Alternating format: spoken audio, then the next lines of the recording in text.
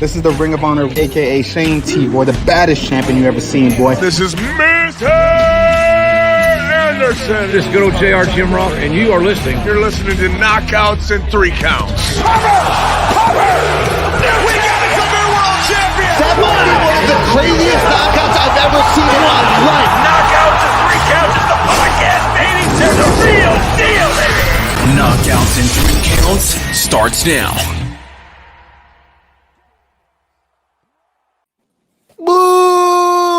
What up, everybody? It's another Tuesday. Obviously, we're coming at you a little bit late, but yes, this is Knockouts and 3 Counts.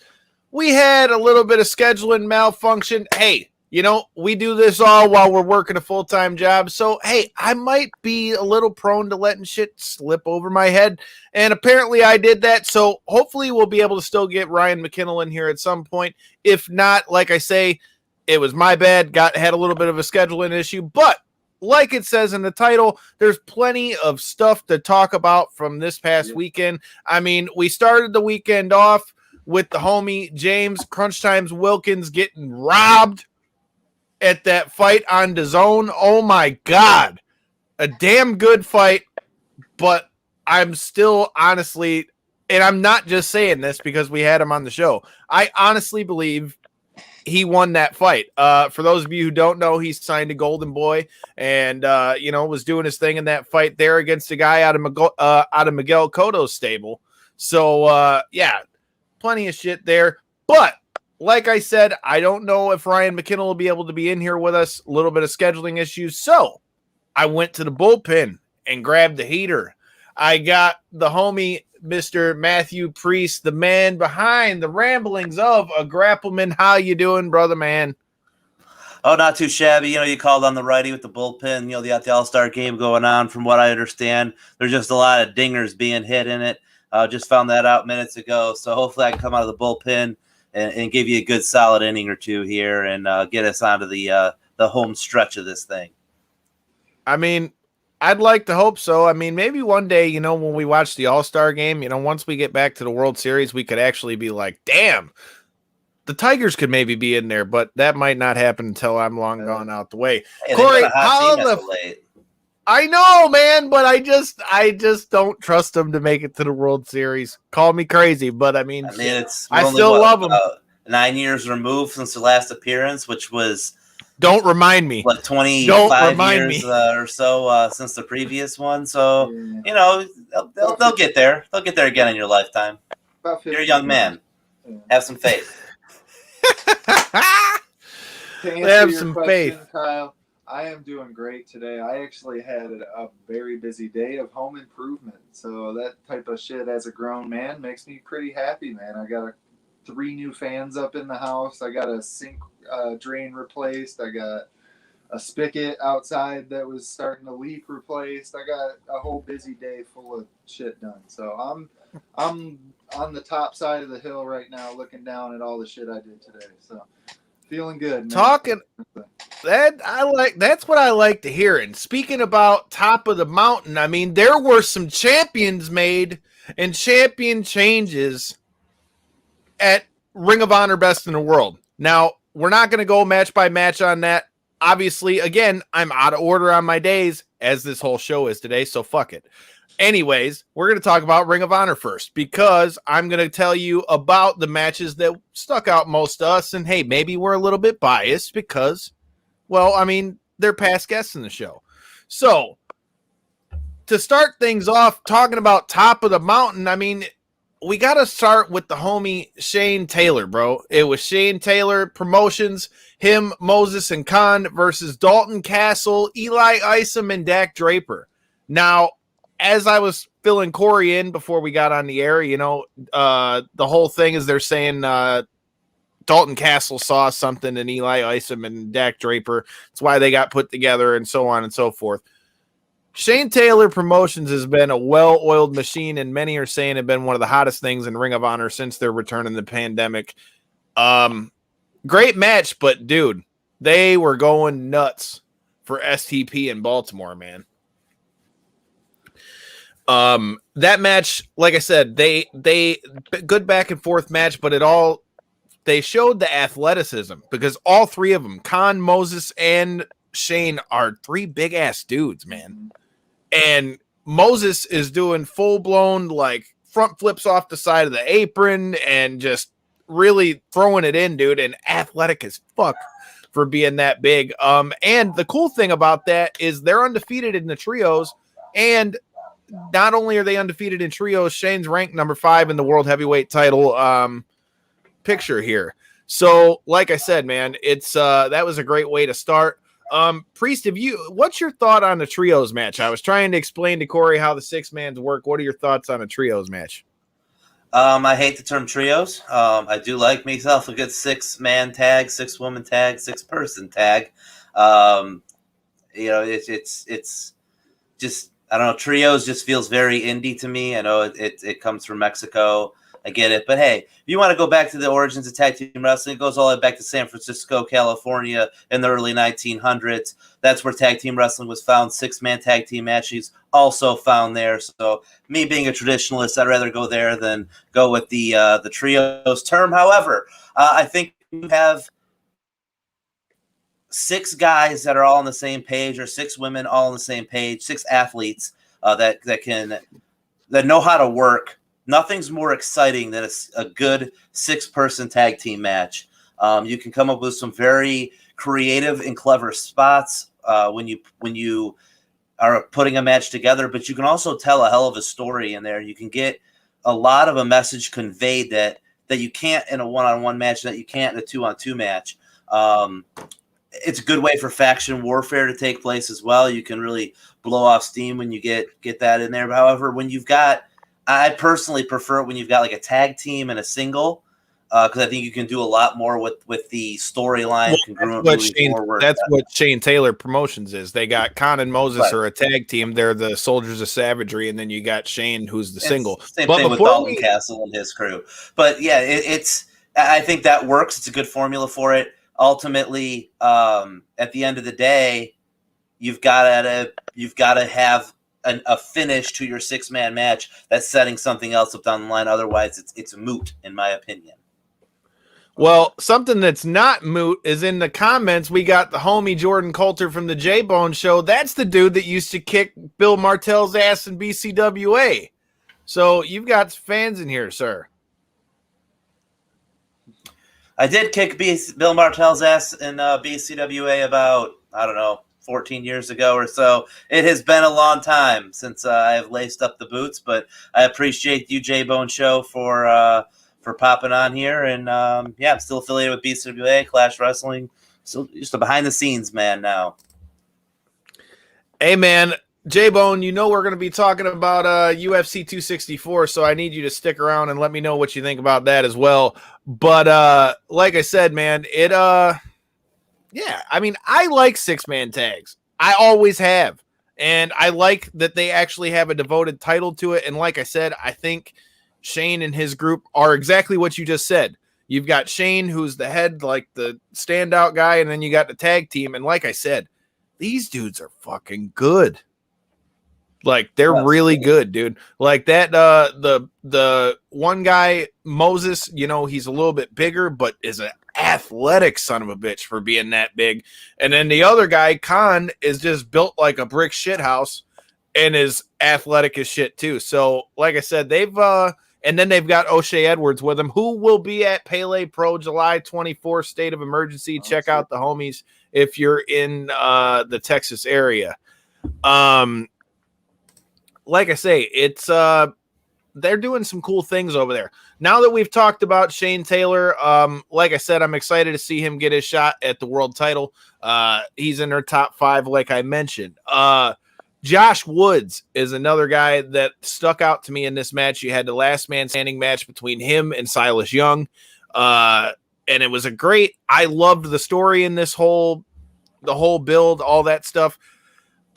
Because they were teamed up, and like Silas was his mentor for the longest time, but he wanted Josh to cheat a couple times and he didn't want to, eventually imploding to where at 19th anniversary, Silas smoked him with a chair. And here we are, we're in a last man standing match. because Silas Young cheated to beat him in a Pure Rules match. Josh Woods has got the MMA background and all that stuff, but man, Priest, have you gotten to see much of Josh Woods at all? I feel like I've only seen mostly clips, but I think on the ROH channel through the Roku, that's the ROH channel, I believe it's Stadium that ROH is on. One of those Roku channels, ROH is on it from like 2 a.m. till 4 a.m. And I've seen a Josh Woods match on there. Kid's got a lot of talent, a lot of promise, so we'll see what happens with his future. But yeah, this is a good stepping stone for him. Getting in the ring with Silas Young is a great opportunity to progress his career and move up the card and be taken more seriously and get more eyes on him, because Silas Young is as established as it gets. Yeah, like I say, man, he's definitely somebody that I've had my eyes on for a while. I've talked to Ring of Honor a couple times about trying to get him on the show. He, like I said, to me, again, maybe it's the MMA background, but I don't know. Something about that guy, I'm a big fan. I'm also a big fan of Silas Young, man, because he's just got that old school vibe. You know, it's literally in his name. He calls himself the last real man. Like, he's a real throwback to, like old school wrestling. The next thing we got to talk about is one of Michigan's own, along with the man whose shirt I'm wearing. You had Danhausen and PCO versus the Bouncers. And I got to say, I got to give Danhausen credit, because Danhausen got Brian Malonis up on his shoulders in a damn F5 and went to hit him with the GTS. Like, the fact that kid held his ass up there, I'm like, kudos to you, sir, because he doesn't look like he's not the biggest dude. Let's just put it that way. He's a pro wrestler, pro athlete, and I mean, yeah, you got to be. Hell yeah! It was just something that stuck out in the match. Definitely didn't expect to see him pressing him over his head. But the funny thing with that is, there's been a lot of talk. There's been a lot of talk online, because I guess he apparently got CM Punk's blessing to use to go to sleep. So Danhausen's really making a big name for himself. Kid's real smart, understands how to use social media to his advantage. I mean, this kid was on, had the conversation with Conan O'Brien to get his name out there. He's had Twitter exchanges with The Rock, and I believe even John Cena. I mean, you name it in the pro wrestling business, he's had his name tied to him. He just hosted Renee's podcast with a good friend of mine, RJ City, and I believe Ethan Page, another former Clash. Both guys wrestled in Clash in 2019, so very interesting. A lot of Michigan ties to that podcast. I highly recommend it out if you got some downtime. Listen to Danhausen's takeover of Renee Paquette's podcast. Hell yeah, man. Like I said, it was cool to see that. And then PCO, like I said, he's a multiple past time guest of the show. If you guys are checking this out, make sure you hit that subscribe button, like button, comment button. All that stuff helps the show. Like I said, we had PCO on when he was still the Ring of Honor World Champion. But like I say, a great showing for them against an established team like the Bouncers. The next thing that we got to talk about here. So for those of you who know, we had Mike Bennett on the show a couple weeks back, and he talked about how he wanted to go after the Pier title, how he wanted to do something different. He wins the Pier Rules Gauntlet to get himself a shot at Jonathan Gresham at Best in the World. And dude, I don't know if you've seen any of the talk about it on Twitter or anything like that, but man, people have raved about that match. I give Mike Bennett a lot of credit, especially with it being the Pure Rules style, which isn't really what he's known for. And Jonathan Gresham, I mean, he's got to be, if not the best, one of the best, pure technical wrestlers out right now. So that was it was real cool to see him in a different light. I think he put himself on the map with it. What are your thoughts on Mike Bennett trying out the Pure style, Priest? I think it's good for him. It's a good change of pace for him. I mean, Mike Bennett he's got to be pushing 20 years in the business now at this point. And he's pretty much been everywhere and done everything.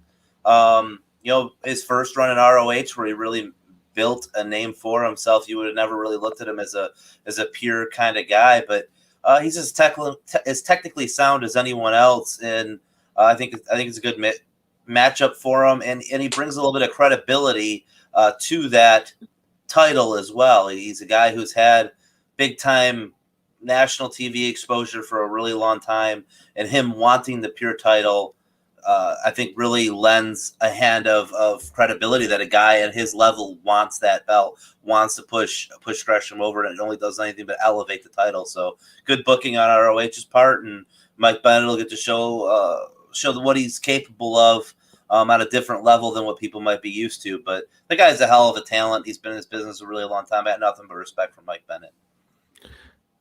Couldn't agree more on that one. Well, the next match, man, is somebody I think that they're going to try to use as, it was another thing that really stuck out to me. You had Brody King versus Jay Lethal, and man, Brody King beat the shit out of Jay Lethal.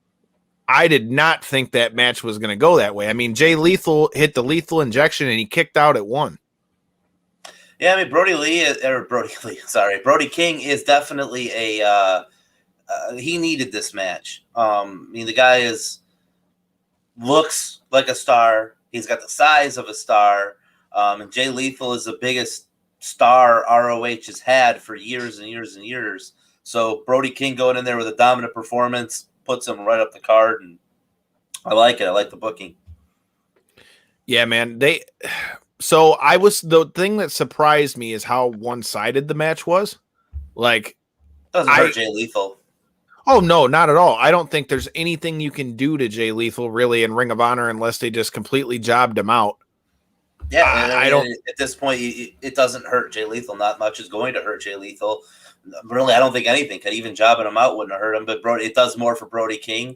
Great book. I enjoyed it, and I think it's a good thing for Ring of Honor to really be taking Mike Bennett to elevate the Pure title. They're taking Dalton Castle to help elevate Shane Taylor. They're taking Jay Lethal to help elevate Brody King. They're taking guys that have been in Ring of Honor for a long period of time that Ring of Honor fans are familiar with. And you're coming out of this pandemic where you have like the new blood in ROH. PCO and Danhausen is another perfect example of getting that elevation. Silas Young and Josh Wood. So you're looking at the way that this card was set up, and they're using a lot of the names that the diehard Ring of Honor fan has been accustomed to, and they're putting him in there with more of the guys who haven't been there quite as long. I know Shane Taylor's been there a while, and I know some of the others, as mentioned, have been there a while, but you're really getting a good elevation of new and old and really establishing your roster for the next 2 or 3 years on where you're going. And I like it. I think that was good job on Ring of Honor. And I think out of every promotion, they don't get talked about enough on how they handled their business during the pandemic. 100%. Great product with that Pure title tournament, and then everything since. Mr. Bald and Bougie, our guest from last week, had brought up that exact point that he thought that they were actually the winners during the pandemic of all the wrestling. I agree. Yeah, absolutely. I mean, that's the thing that's been so crazy, dude. Because if you watch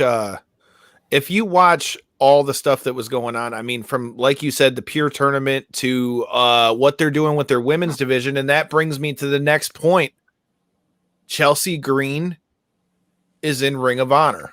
Now, of all the places I would have thought she was going to show up, Ring of Honor was not number one on my list. They had her come out, cut a promo, real kind of spirited promo, basically just saying, you guys kept pulling the rug out from under me. She's like, now I've got the opportunity to do what I'm capable of doing. And I mean, for them trying to basically rebrand the women's championship, because remember, since Kelly Klein got just released from Ring of Honor, I don't think they've had like a solid women's world champion since, if I'm not mistaken. No, and it's a good tournament. A lot of really good talent in it, and I saw with the way the bracket was laid out that there was a bye spot and then there was an injury. But Angelina Love got the bye. Yeah, Angelina Love got the bye, but Chelsea Green's not filling either void. So I find that very interesting that you bring her in, but she's not in the tournament. No, she said she was in the tournament, though. They may not have put her on the thing yet, but she said in her promo that she was in the tournament because she had the cast on her hand because she broke her hand in her debut on SmackDown. Well, but she's not in the bracket. She might somehow get in some way, but at this day, as we talk on July 13th, 2021, Tuesday at 10:20 p.m., Chelsea Green is not 10:20 in ROH p.m. tournament for the women's championship. But so much talent in there. I mean, I'm going to be watching that one closely. I've got a dog in that fight that I will be monitoring very closely. A lot of talent in there, and I'm really looking forward to how ROH puts this on. And I'm happy it's a 16-woman tournament or 15-woman tournament with the bye spot, but still, I mean, usually a women's tournament's going to be 4 or 8. They usually don't put that much focus on it, so it's really good content for ROH and giving a lot of women that haven't had that chance on the indies to really get a chance to shine. And then you've got some real serious veteran players in there. I'm stoked for it. I'm with you on that one. He's talking about Detroit's own Allison Kay. Like I said, Allison, your friend Marty has been on the show. That invite is always open. Just saying. But anyway, I'm definitely looking forward to that. It's definitely going to be interesting to see, and I think it's a great move for them on, their women's title.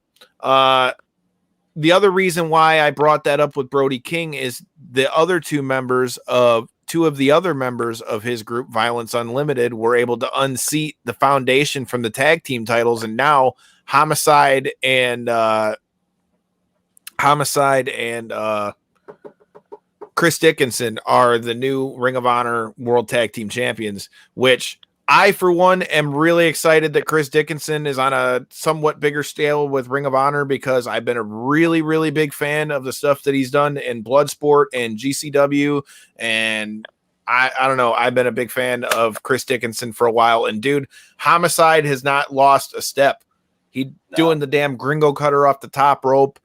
And I mean, dude, he was getting after it, dude. So it was it was dope to see. Just another example of a name that everybody knows in Homicide, and a guy who's fresh to the company, and Chris Dickinson. And Dickinson's been around a long time, so he was, I believe, he was in MLW for a little bit as well. I know he's had a lot of matches with Beyond Wrestling. He was a big staple there for a real long time. So it's good for Dickinson to finally be getting this type of exposure and teaming with Homicide again. It's that rub. It's only good thing. It's only good for him and the future of ROH.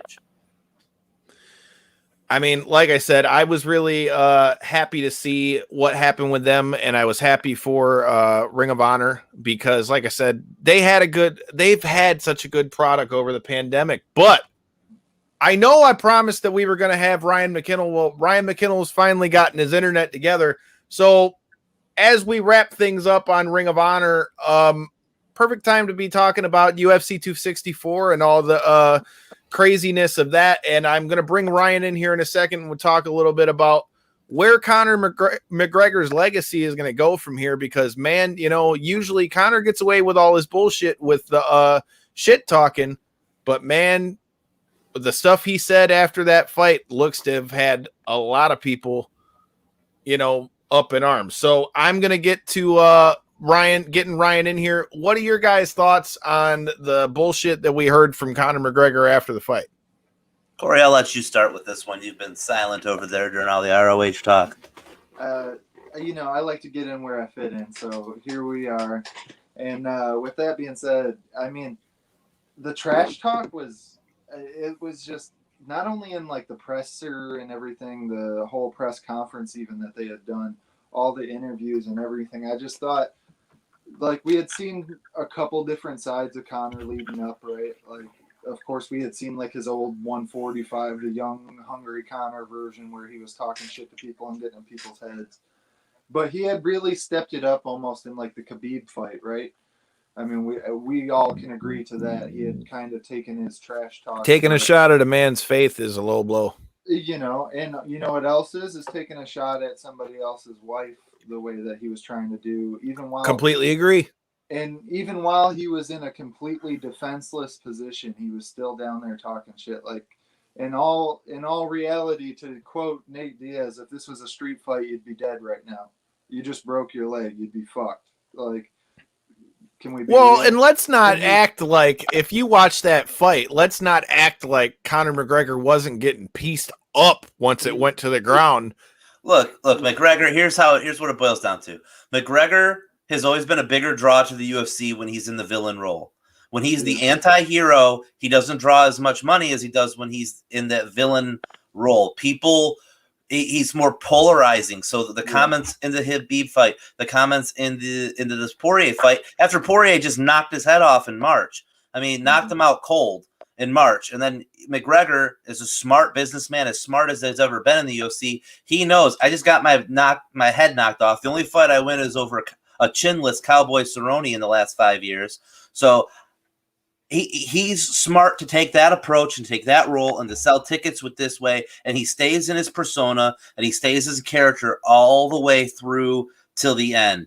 He doesn't break it up because he knows there's more money as villain Conor, and it's only going to be more for his wallet than it's going to be if he goes for the sympathetic route. Nobody wants to see nice Conor McGregor. He is exactly what Dustin Poirier called him. He's a dirtbag. He's not a good human being. He never has been a good human being, and he's never claims to be a good human being. So when he embraces who he really is and then turns it up a notch, like any great pro wrestler, they take exactly who they are and they turn it up a notch. That's where Conor draws the most money, and that's why Conor is the star that he is. Can't argue that. Corey, what are your thoughts on McGregor's choice of words, let's say? Like I said, just like I feel like the Nate Diaz quote of the street fight thing is just so like fitting. Like realistically, how can you be a man that's literally can't even walk, but you're calling people a bitch? You're putting guns up to your head. You're still talking about people's wives and all this shit. Like killing people in their sleep. Like that's a props to Dustin for being the bigger man. You know, I'm a father myself, and that's the type of stuff that your kids can look back on and respect. You know, that it gives Poirier a good rub. Poirier, these two fights with Conor have established him into a level that fans have never seen him at before. We've known, being fight fans on the inside, we're inside the bubble. We know Poirier's been good for a long time. Hell, I've been on Poirier the last two fights and happily cashed in those ticket stubs. So betting against Conor is for the diehard fan. Betting with Poirier is for the fan. Poirier's been around. God, he's been in the UFC since 2010 or 11. He's been around a while. And then WEC before that.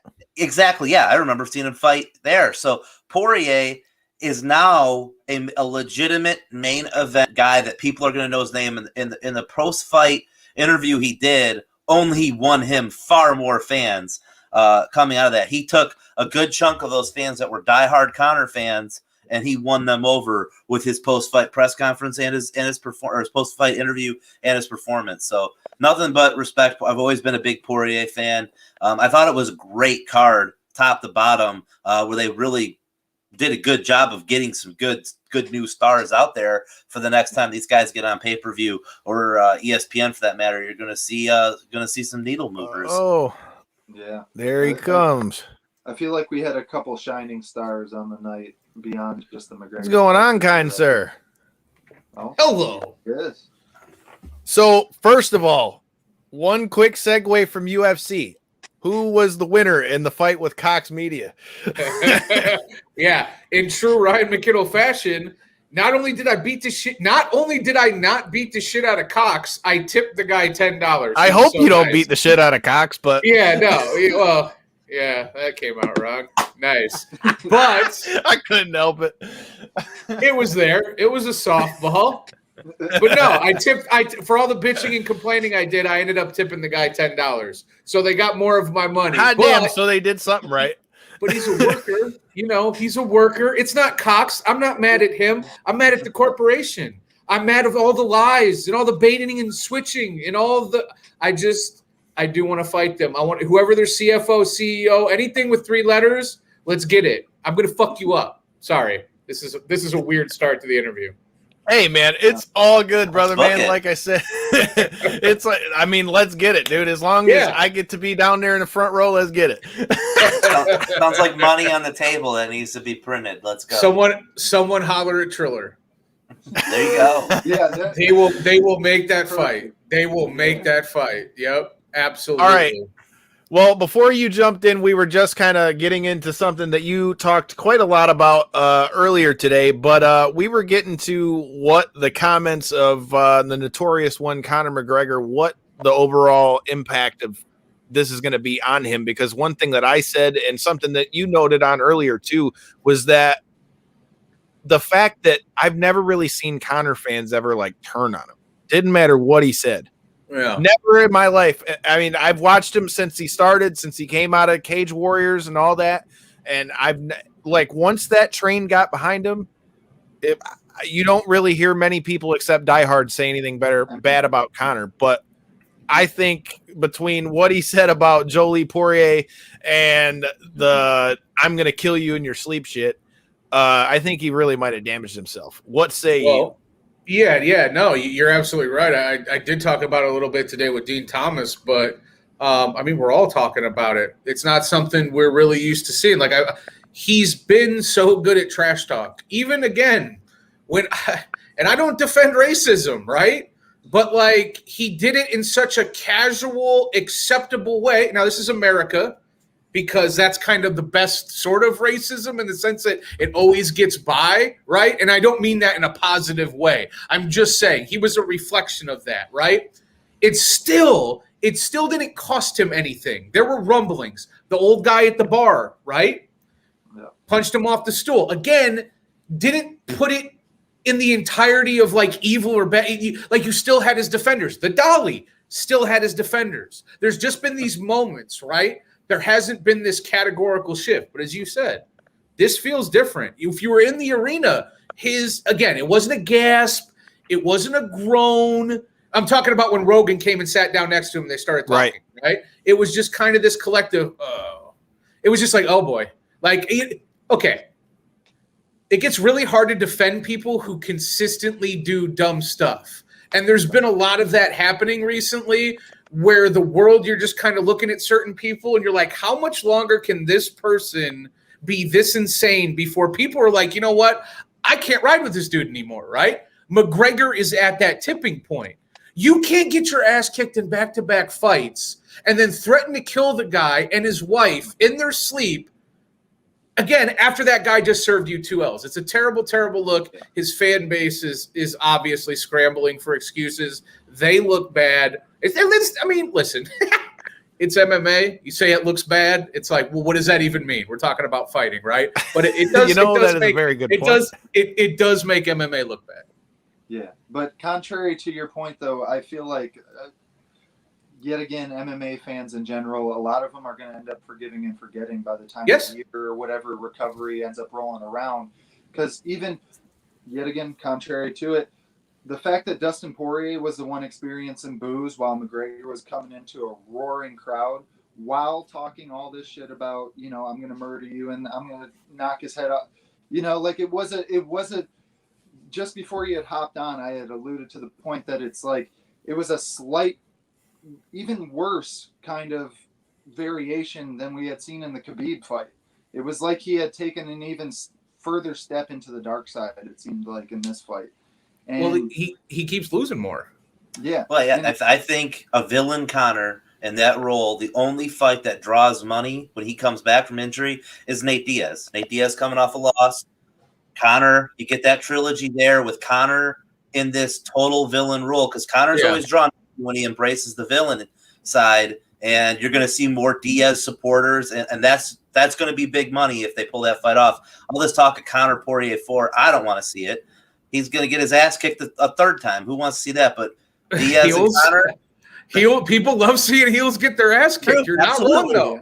You're not wrong, though. In terms of the persona he adopts now, it is the me against the world. Everybody hates me. He's gonna have his select cabal that come out of the woodwork and say the dumbest shit, and you're just kind of like, that you're not operating in the realm of reality. But to your point, it's not just an MMA thing in terms of moving on, right? They'll move on and forgive, or not even necessarily forgive, just forget.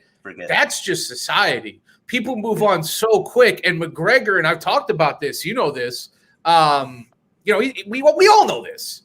He's a master of weaving words and narratives, and if he just gets a really public win, which I still think he's capable of, he's still a dangerous fighter. You feed him, no doubt, top 10 guys, he's going to knock a couple of them out. Can he beat Gaethje and Chandler and Oliveira and Poirier? Probably not, but who knows? We're going to find out. I can see him catching Gaethje if they stand there and bang. Goodness. Be a fun fight. It'd be a great It'd be a fun fight, but Conor might leave in a fucking body bag.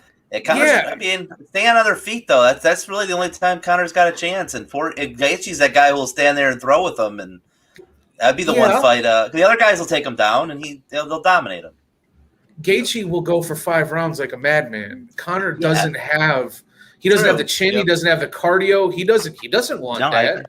I don't think he wants that. Now, again, I would be in support of that. Well, Conor's a psychopath. So if enough people say you're not going to take that fight, you're scared, no one wants to face Gaethje. If that actually got traction, he'd fight him because he's loony like that. He's crazy like that. And at some point, I don't think the money matters. We're going to see. This is a really pivotal point for this dude because the leg breaking's huge psychologically. Yeah. He was tweeting and deleting last night. He's doing uncharacteristic things. His trash talk is bad. That's uncharacteristic. It's been, again, racist, hateful, over the top. The shit what he said about Aldo going down to the favelas and cleaning out Brazil and then turning people into his slaves and shit. Real bad. Really McGregor said real bad stuff. But again, it's been accepted for whatever reason. And I'm not sitting here defending it. I'm just saying on that scale, think about that. With all of those bad moments and the dumb shit he said, this is the line where you're like, oh, yeah, man, your legs broke. Yep. We know Poirier's wife didn't hit up your DMs. It's the dumbest, fakest, narrative you could possibly come up with, thus implying weakness in my eyes. That's why I said Thursday, I was like, oh, it's Poirier. McGregor's dead meat. And I mean, he just seemed different. I think you see it with a lot of great people, right? Champions have their ups and downs. McGregor, I think, is having some issues right now. And I get it. He's super famous. He has $200 million. He likes to party. It happens. Sam, I see you in the comments. He was chiming in about the new. I'm assuming you probably haven't heard the news yet of Nick Diaz's fight for the UFC has been announced, and it's going to be him versus Robbie Lawler. I think that's the perfect matchup for Nick. Sam, we appreciate you checking us out on YouTube. I appreciate you, sir. And Sam, yes, no, I heard. I had cell service. I just didn't have internet service. So I just didn't know if you saw it because you were trying to lay the smackdown on the cable guy. No, I saw. And top 5 fight of mine all time. Their original meeting, Robbie Lawler and Nick Diaz, just an absolute war, a fantastic finish, shit talk in between. I'm not even going to ruin it. Don't even go to Tapology or SureDog. Do not check the record. Just go YouTube that shit, watch that fight, and then listen. I guess get excited for the second fight. I'm excited, but there's also a bittersweet sort of part of me that I wanted to see this fight for 15 years. I wanted to see the rematch immediately after the first fight happened. I've been sitting here asking for this fight, and now it's 2 much different versions of Robbie Lawler and Nick Diaz. So there's this like inner, softy where I'm just like, oh, fighters' rights and brain damage and CTE, and I hate that these guys are fighting at 38. No, I'm serious. Like, why are we watching this fight and they're so old? And then the other part of me is like, again, why am I complaining about fighting? This is fighting. It's a circus. It's going to be ridiculous. At least they're not 50. That's where my expectations are at. At least they're not 50. Holy shit. Very bad. And I mean, they've been doing this long time. I'm a long time Robbie Lawler fan, and I mean, but I remember watching that fight live, and it was awesome. So the Strikeforce banner we were talking about before it came on. Oh yeah. So okay, I'm 37. I played Robbie Lawler on the original UFC video game in like 2001, right? Yep. That's not normal. That's just not normal. I'm old. That's a lot of gray. Been doing this a long time. That just does not. It doesn't make any sense. Yeah, right. I'm right there with you. Playing that, and those guys. I mean, I think it's a great matchup too because you got Nick Diaz, and Lawler. I mean, these guys were fighting on the UFC like 39. I believe they were both on the same card. They didn't fight each other, but they've been around this sport from before the Ultimate Fighter boom that took place. Before it was a Spike TV thing, pay-per-view only, and you're going to get to see 2 OGs that. Going to go in there and they're going to put on a show. 2 well-rounded guys, and they're older, but they're still on the same level. They always have been on that same parallel, I think, through their whole career. They're fan favorites. Every single person in this quad box is going to be watching the shit out of that fight. I'm going to be at it. I'm gonna be at it, and I've covered hundreds of fights. I'm never a fan. I'm super objective. Even when I go and cover Misha's fight this Saturday, I'm gonna be objective. If she gets beat, we're gonna talk about it on Wednesday. I'm not gonna sit here and like sugarcoat anything. I'm just not that way. But sitting in a room watching Robbie Lawler, Nick Diaz too, and trying not to feel like I'm 20 and I'm 40. I don't know, man. I'm not actually 40, but you get my point. I'm an old man, and I was a kid when I saw that first one, and here I am as an adult, with a veteran in the sport. It's just very weird. The sport is very weird. It's a very weird sport. I feel kind of dirty, but I feel like a kid again because I know Robbie Lawler, Nick Diaz too, is happening in the summer. I'm like, what? I feel like it really adds to the layer of story of it, though, because of the fact that so far stand out, and because of the fact Nick Diaz is making his return after such a long layoff. While we've been able to see the Robbie Lawler, obviously age catches everybody, so he's not quite the Robbie Lawler of the past, but he's still been in some really competitive fights with some real, like they keep feeding him top 10 level opponents, and he's been competitive in most of these fights.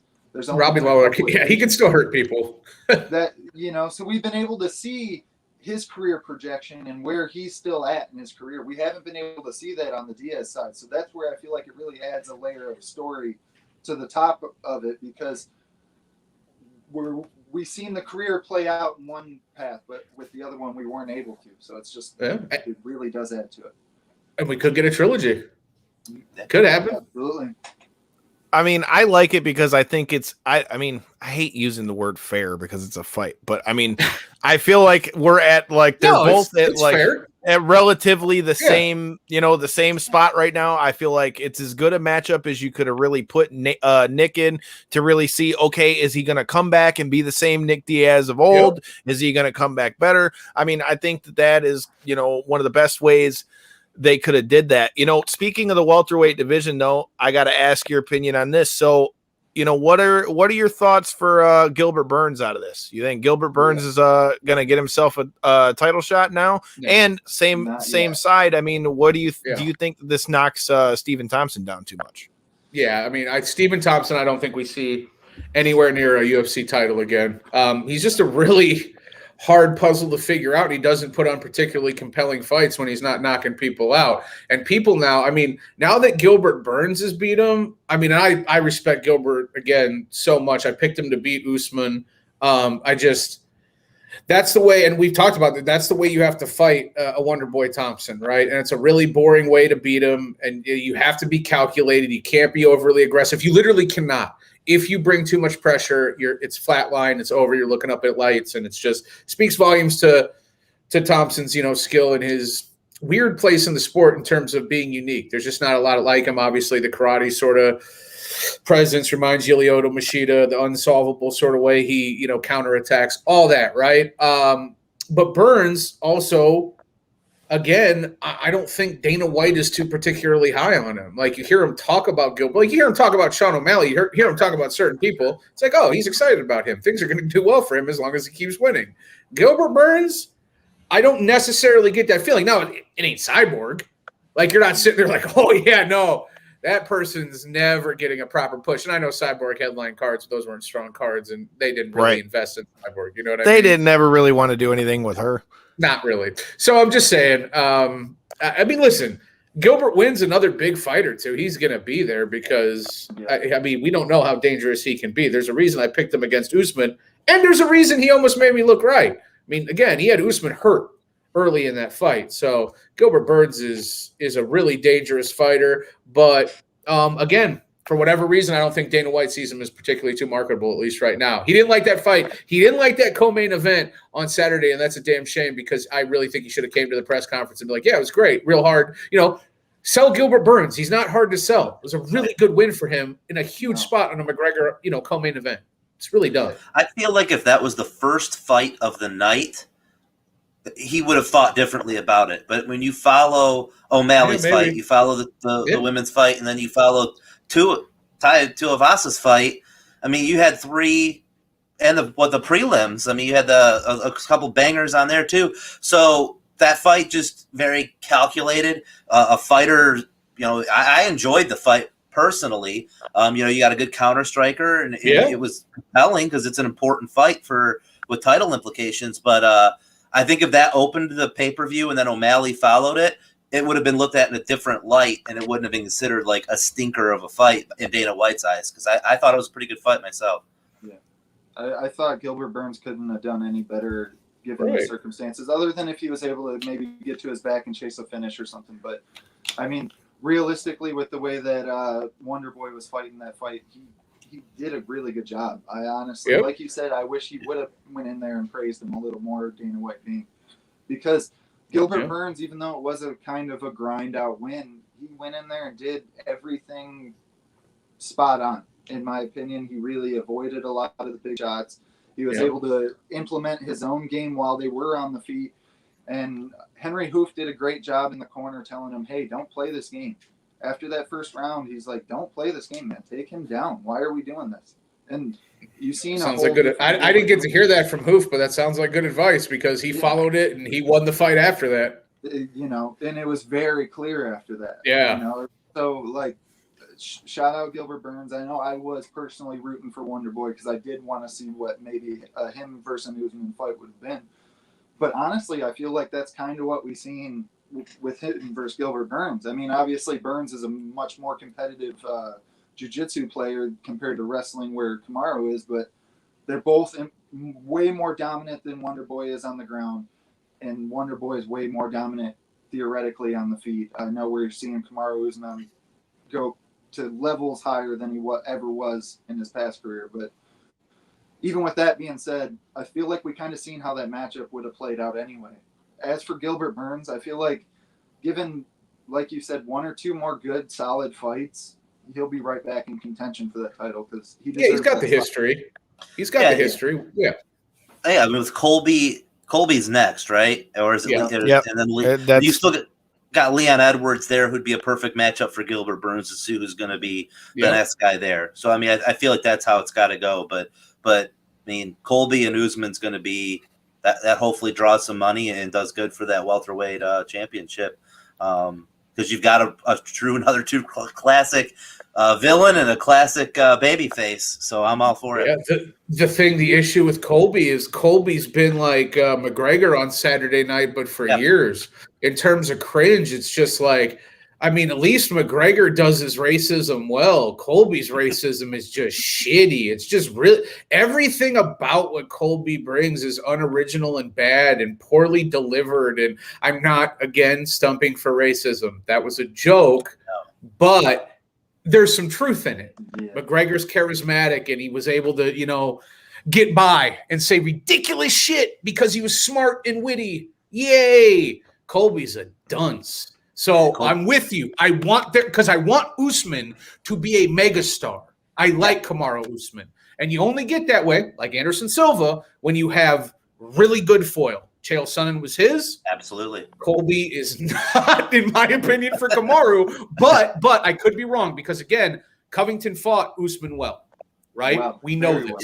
So, yes. So, dunce, outside of the cage, yes. Inside of the cage, very good fighter who might beat Kamaru Usman. And if he does, well, then he got a trilogy. Then he got more interest. Then maybe Colby can find lightning in a bottle and say something interesting. I mean, to your point with the whole Chael Sonnen thing, I feel like that's exactly what he's trying to implement. Absolutely, He's trying his best to be the modern version of a Chael Sonnen, but it does miss the mark. It really honestly does. More often than not, he has his spots where he does it, but more often than not, it's just not just like the low-hanging fruit. It's like he's picking up the berries off the ground, the stuff that already fell out of the tree. It's like that's how easy we're talking. That's right. For the wrestling fans out there, it's like Buddy Lambert as opposed to Ric Flair. Yeah. Yes. Hey, man, so before we get off of UFC 264, because I had one other thing I wanted to ask you about. I listened to your interview earlier with Chris Patino. So tell me, first of all, what are your thoughts on him coming out of UFC 264? And secondly, what do you think is next for Sean O'Malley? Because I've already seen a bunch of people throwing themselves out there. A past guest of our show and Cody Stamen put something out as soon as it was over with that he wanted to fight him. I mean, what do you think? What do you think of Matinho now that you got to talk to him a little bit more? And what do you think's next for both? Well, I like Matino. Matino. He doesn't have the accent. I like Chris a lot from the standpoint he seems super humble. We obviously know he's tough, right? But he just seems very happy and with the situation that he's in and understands the magnitude of the situation that he has in front of him. Seems like your prototypical grassroots sort of homegrown fighter that wouldn't be a pro in any other sport, that finds himself in the UFC with, you heard him talk about on the show today on MMA Today, he had like 100 Twitter followers before Saturday. I heard that, dude. Now he's got 30,000 and he had like 300 IG followers and now he has 100,000. Like, that's dumb. Like, and he got all that from getting his ass kicked and he's still mad about it, which is good. You shouldn't be happy you got your ass kicked. I loved that. That was my favorite thing he said in that whole interview is I'm like, dude, that was like – so Corey and I have talked about this on the show, dude. Like, it's one thing to lose, right? But to lose and not be mad about it. Like, look, man, I've only had my ass beat one time in a fight, and it was in a boxing match, and I got knocked out. Corey was there. It was bad times. I decided to fight a guy 20 pounds heavier and a foot taller. That was my stupid ass fault. But, hey, I mean, look, all I know is when the guy has like that fight, even, okay, we were talking pro wrestling earlier before you came on, talking about Ring of Honor best in the world and all that stuff. I mean, dude, who can't get behind like the big underdog? And if nothing else, Dana White, as big of an asshole as he can be at times. Yeah, dude, you can't not respect that. No. Like, he got in there and threw hands, said, "Fuck you, Sean O'Malley. I don't care what it is."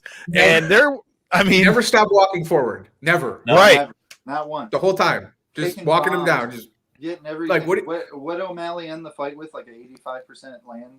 Like the dumbest numbers that you could possibly see in a fight. And also, O'Malley's not like a light puncher. I saw people like, "Oh, that proves it. O'Malley doesn't have power." No. O'Malley has power. You've seen it. He hurts people. They go down. He broke his leg basically from the torque in his hips and his leg. Like, he's nasty. I don't know how good he's going to be. I don't know if he's going to be a champion, a challenger. I have no idea. I don't know what's next for him because I think he's smart. And I think he wants to eat through that contract before he has leverage. I'm speaking completely just hypothetical. I don't know how many fights he has left. I have no idea. Yeah. But from what I've seen him say and his frustrations and like, he's talked about fighter pay and stuff. So I think he wants to get through this. He's probably on a shitty, I don't know if he's on I don't know what the Dana White Contender Series. He is from there, obviously. Yeah. I don't know what type of contract he has, but I see his trajectory. They're not feeding him the toughest of the tough or even really anything like that yet. He had a little bit of one lined up, obviously, before everything changed on Saturday night. He does have to take a natural steady progression. Stamen, I don't know about that. But we're not far off from a fight like that because he does need to get tested, and we do need to find out just how dangerous he can be. I personally think he can be very dangerous. I personally think he can be a champion. He just that length, that sort of the way he evolves from fight to fight basis, the stuff he throws, you just don't see that sort of freestyle, freedom, wacky ass fighting often. John Jones had it a little bit. Anderson Silva had it. You see flashes of it, but usually when you know someone's really, really good, and sweet Jesus, I'm not saying Sean O'Malley is Anderson Silva or John Jones. I'm just saying he has flashes of creativity and he's shown his power. He's a dangerous fighter. I mean, I'm looking forward to seeing the next few years, but I think he takes it slow because he's calculated, and I think the UFC doesn't mind that. I mean, why would they? At this point, they're at a lack for stars, man. Yep. Keep putting at the end of the day, putting them on McGregor cards. Star on the rise, without a doubt, with O'Malley. Yep. He's got a lot of charisma about that kid, too. Any interview you see him with, he's very smart. He knows how to promote himself, and he comes across as larger than life, and that's hard to come by in the fight game, and he has it. So, yeah, keep feeding him as much as you can, and then, line him up for that big fight. I wouldn't be shocked to see him headlining like an ESPN card next. Oh, for sure. Get the most eyes on him as possible. I can't believe he's not ranked. He's got to be ranked after this, right? There is a danger with him, though.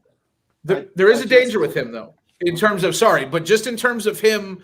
If he does get too big, he is known to say dumb stuff. Like last year, he said, what did he say about the heroin? He's like, you got to be an idiot to get addicted to heroin. Like, I can try heroin. I'm paraphrasing. He said something like that. No, I forgive him. He's a kid.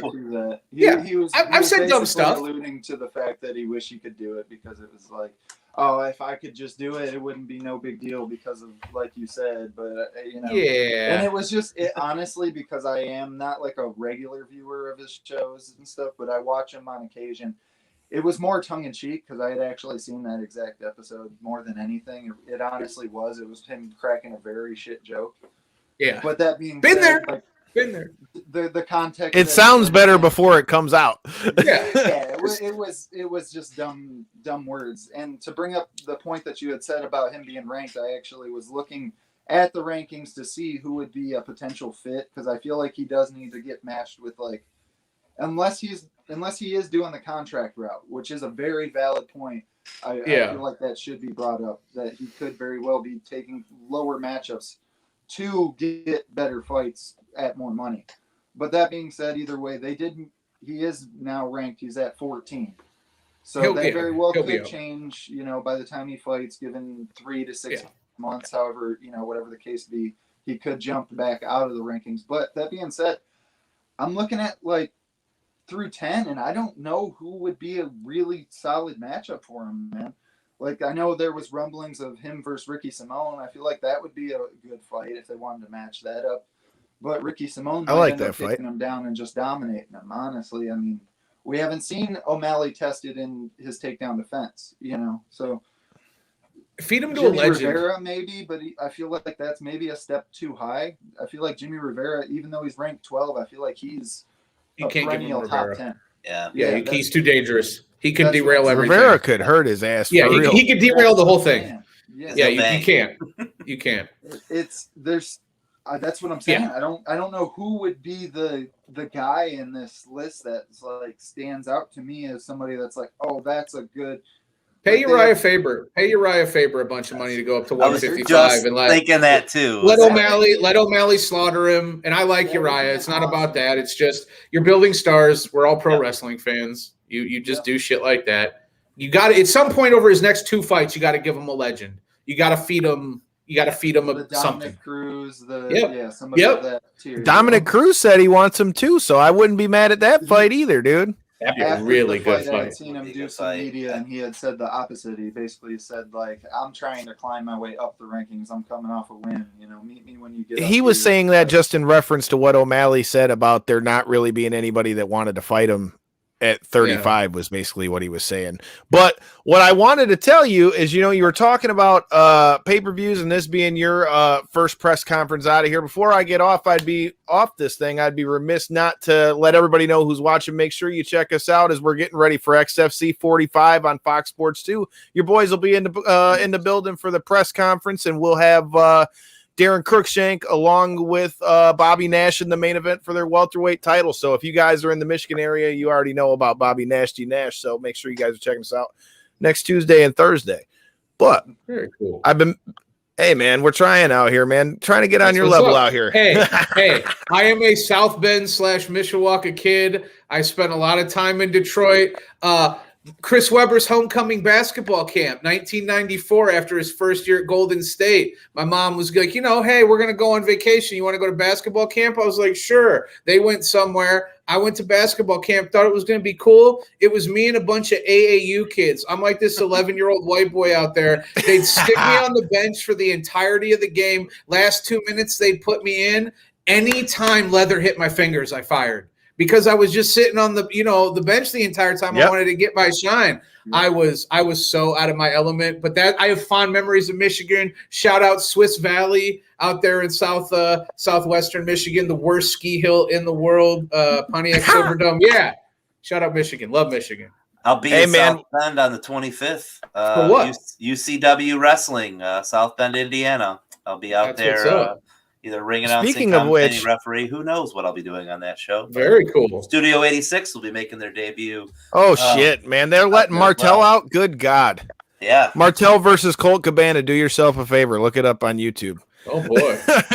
But yeah, man, what I was going to bring up, and before I forget, out your way in Vegas, our buddies from Pele Pro Wrestling are doing their thing out there that Friday, SummerSlam weekend. They're teaming up with Glory Pro out there. They've got Cam Cole from Reality of Wrestling's their champ, and they've got on their card the 24th. They've got Josh Alexander's on there. Jeff Cobb was on the last show. Awesome. So, yeah, man, they're going to be running a banger out there in Vegas, too. That's the Friday of SummerSlam. Yes, sir. Okay. Yes, sir. All right. Man, like I said, we got to get you out here for GCW in Detroit, man. When they come to Detroit, we had to link this up, bro. I'm doing the GCW show, I think, in Chicago that Labor Day. That's my birthday, September 3rd. So I have to Wait a minute. Yeah. That's perfect, because I didn't get to tell you this either. Last time you came on, we talked about how Corey hadn't been in wrestling for a while. Well, Corey will be making the trip with me to Chicago to All Out, and we'll be there for the Cubs game as well. So I don't know about you, but if I'm down there, we definitely will have to see what's up with it. Because like I said, I'm excited to see GCW come back here and start getting out to some of these shows, bro. Yeah, I'm really excited to get back to live stuff. I went to Chappelle, 2 Saturdays ago. Went to Bruno Mars on Friday. Went to the McGregor fight on Saturday. Chappelle had the Roots and Talib Kweli with him, so it turned into a concert. I'm doing everything. So, yeah, I'll see you in Chicago, man. We're going to do everything. I'm doing the Cubs-White Sox games the weekend before. I'm trying to see that Megadeth Trivium and Lamb of God show in Chicago. I'm trying to see Guns. I'm trying to see Guns N' Roses in Indianapolis. I'm trying to do a bunch of shit, and I got to be in multiple places at one time. But I'm making up for a lost year, and I'm going to make up for any years I might lose in the future. I'm making up for all the years. I'm just not going to stop. So, hey, I respect that, and like I said, I will be in Vegas as well for SummerSlam. We'll definitely have to link that up, because I'm headed down to train out there, and I'll do all that stuff, and I know it's time for you to get out of here. Like I said, man, I appreciate you popping in. Sorry for the miscommunications, all that good shit, but hey, fuck it. Glad we got to kick it.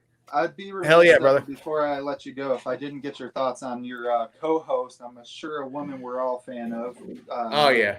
Former champ, making her return this weekend, Miesha Tate. What's your thoughts on the fight? Oh, man. Well, she's going to be on the show tomorrow, so check it out. MMA Today, 9/11 Pacific. 12 to 2 Eastern, 156 Fight Nation. Me personally, man, I think she's always what she has been in terms of a mental steel trap. You know what I mean? She's tougher than nails. She's hard for any woman on the planet to beat. Marion Renault's in trouble. This is the best physical. I can't speak. Mentally, I already know she's insane shape. She's in mentally, I already know she's good. I didn't know. I have not been at the gym. I haven't been watching her. I got no idea about. I mean, I see her on Zoom, but that doesn't. Now she's sharing these pictures and she's all cut up. I mean, physically, that's the best. As a professional covering her life, I have never seen her look better. Mentally, as a friend, I've never heard her sound better. So I expect her to win on Saturday. I don't know how. I don't know how convincingly, but I expect her to win. And then who knows what the future has, because there aren't a lot of stars right now, and she certainly won. Yep, absolutely. I can't argue that at all, man. I think that's a good place to put a bow on it. Thank you guys for checking us out. As always, Big Mac McKinnell, we appreciate you, brother, man, and I will see you soon. Until next time in the in-between time, peace. See you guys.